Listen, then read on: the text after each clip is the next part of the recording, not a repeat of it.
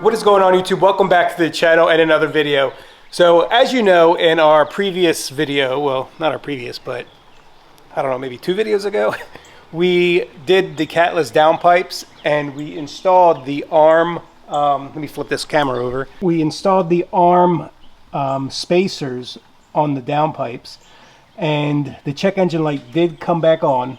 So we're going to adjust these to hopefully make the check engine light go away before we tune it. So I know when you tune it you can disable the check engine light because of the Catless Downpipes, but I don't think that will prevent a failure when you go get emissions. So I want to get the spacers right first. Hopefully we can, and just so 2 years down the road when I go get emissions done, it doesn't fail. Correct me if I'm wrong. If boot mode or any other tuning app, when you get rid of the check engine light because of the Catless Downpipes, will it pass or fail emissions? Now when I get down in there, you can see the spacers right there, and then you can see the downstream O2 sensor coming off of that above it. And then here it is on the other side. The O2 sensor is on the outside. Is this gonna focus? There we go. I don't know if you guys can see it, but I think we're gonna have to take this bracket off here. Then I'll give you guys another look. All right, now with the bracket off, you can kind of see it better. Spacers down in there, and it's a 2-piece. And then here's your downstream O2 sensor on one side. So there's 2 nuts right here. All right, so I loosened this nut here, and I was going to turn this. I want to get it down, so I'm going to have to take this whole thing out. While you're fooling with that, maybe I should replace those PCV things since we have all this out. I'm going to have to take the sensor out in order to do this.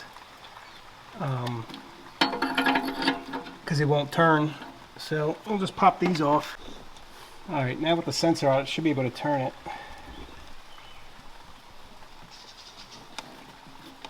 Gotta loosen this.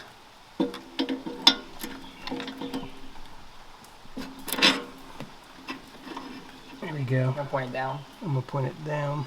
The PCV valves are pretty easy to do.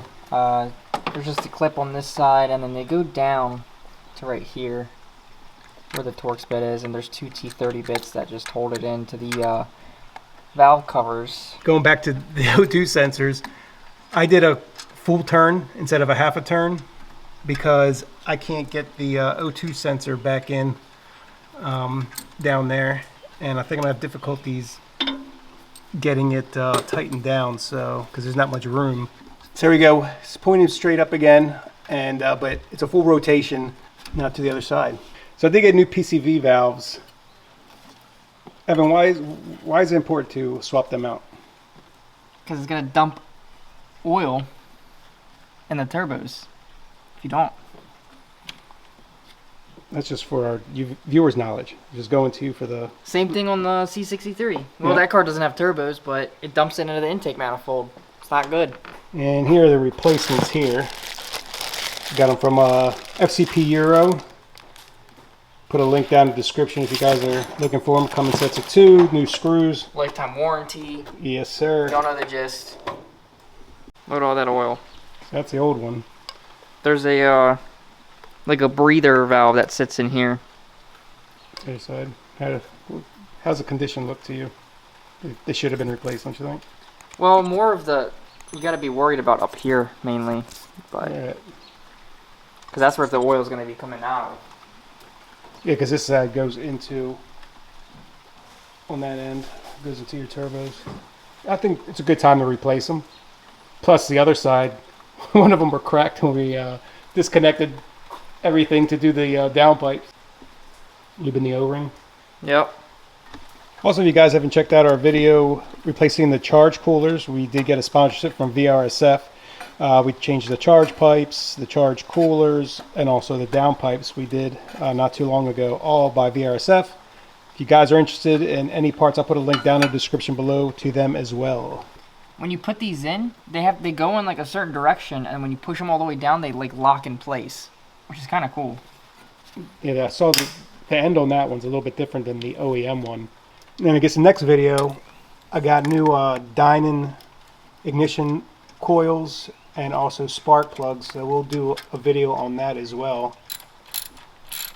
So if you guys are new, please consider subscribing and ring that bell for notifications so you don't miss that video. All right, this side is done as well, full rotation.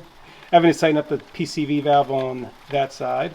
As soon as we get this back together, we'll go clear the fault codes with Beamer Link, and then just driving it around and keeping our fingers crossed that we don't get a check engine light again. Will it happen? There will be another video. So if it does come back, we're just going to repeat this process. And if you guys are getting a check engine light and you just put in your spacers, I like these because they're two-piece and they're easier to adjust. If your check engine light does come on, they do say to loosen them up and start backing them off, rotate little bit by little. I think they said a quarter of a turn, but I went a full rotation, and we'll see what happens. It's clear all. Clear errors. All right, so we cleared the fault codes. There's no more check engine light.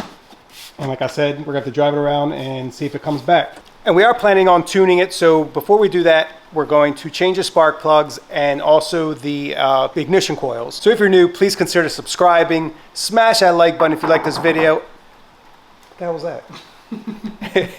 And ring that bell for notifications so you don't miss any future videos.